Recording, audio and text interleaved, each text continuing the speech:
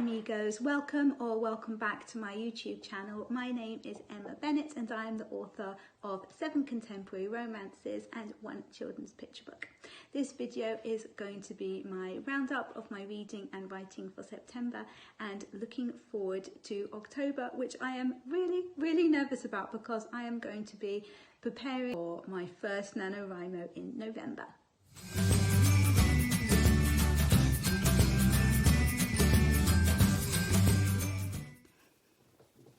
Okay, so I hope you've all got a nice cup of tea or coffee, or it's a chilly day today, so I am really loving a lot of hot drinks. I've just got a normal English breakfast tea here. It's lovely and warming. Right, so I think if I start with a roundup of my writing for September. So September was actually a really strange month because I didn't really know what I was going to be working on. I've got my manuscript, His Girl Friday, which I am working on the second draft for, so that was fine. But I didn't know at any point in the month if my new publishers would be sending me more edits or not, either copy edits for one of the 4 books that I haven't done those for yet, or the proofreader is going through my book Falling in Love at Nightingale Farm, and I'm expecting to have that back for a final read through. So yeah, it was a bit strange because I kind of felt that at any point I could just be, you know, given something different to do. So it was, yeah, it was hard to kind of focus on the second draft. I just kept worrying that I was going to be taken away from it, but I did do some really great work on my characters. I was a bit worried that their motivations just weren't strong enough. I love the story and I love the characters, but I just felt that what they wanted needed to be brought right out to the forefront. I hope that what I've done has really improved that. So I was pleased with that, but there haven't actually been that many words written. But there has been some good reading being done, although not as much as I'd hoped to do, but never mind, I think that happens to everybody. The first thing that I read, I don't actually have with me because I was just sent it as a Word file. I was able to be a beta reader for the author Jessica Tescher. I will leave a link to her YouTube channel down below in the description. I absolutely love her YouTube channel. I never miss one of her videos, so it was so lovely to be able to proofread, and I really loved her book. I'm not going to give too much away, but it's called Blind Fate and it's set in Savannah, Georgia, which I just loved. The history of that city was really brought out in the book, and I absolutely loved her heroine. So that book is going to be published in January, so definitely look out for that. The other books that I really enjoyed were Hamnet. This was really brilliant, but incredibly sad. It came out a couple of years ago. It won the Women's Prize for Fiction in 2020, and it is the story of basically the death of Shakespeare's son Hamnet, whose name went on to be used as Hamlet. Apparently Hamnet and Hamlet were used interchangeably in Shakespeare's time. He was only very little when he died, and it made me cry a lot. So I wouldn't read this if you are of a sensitive nature, but it was incredibly good. Great writing, and she really captured Elizabethan England, and yeah, wonderful, definitely recommended.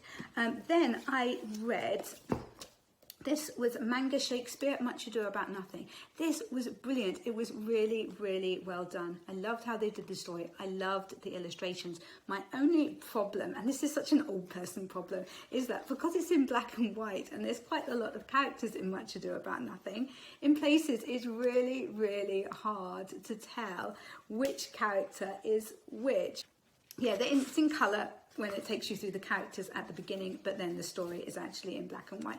But I really loved it, and when I go to the library in the next few days, I think I'm going to pick up another one from this series. Then with graphic novels, I read The Sandman Overture by Neil Gaiman. So this is like the introduction to the Sandman series. I was so proud of myself because I felt I was following it really well. It's a crazy story, it really is. but then I feel I kind of lost part of the plot in about the last, I don't know, the last quarter. I don't think I followed it quite all the way, but I did really well. But I mean, it's completely bonkers to read. Like, look, come on. And I tended to be trying to read this like late at night when I was quite tired. So there's me like squinting going, where's the next bit that I have to read? Is there someone young who can help me to read this very confusing young person's book? But I did love it, and the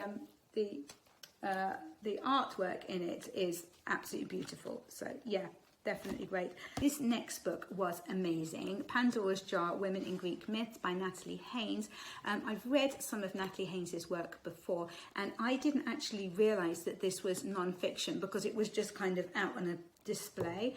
But it's non-fiction. She is incredibly knowledgeable about the Greek myths, and it's taking various women from the Greek myths and basically like showing how badly they've been treated by writers, both modern and ancient, and how like a lot of this stuff wasn't actually their fault, that they're kind of blamed for, and they're told that they're terrible people.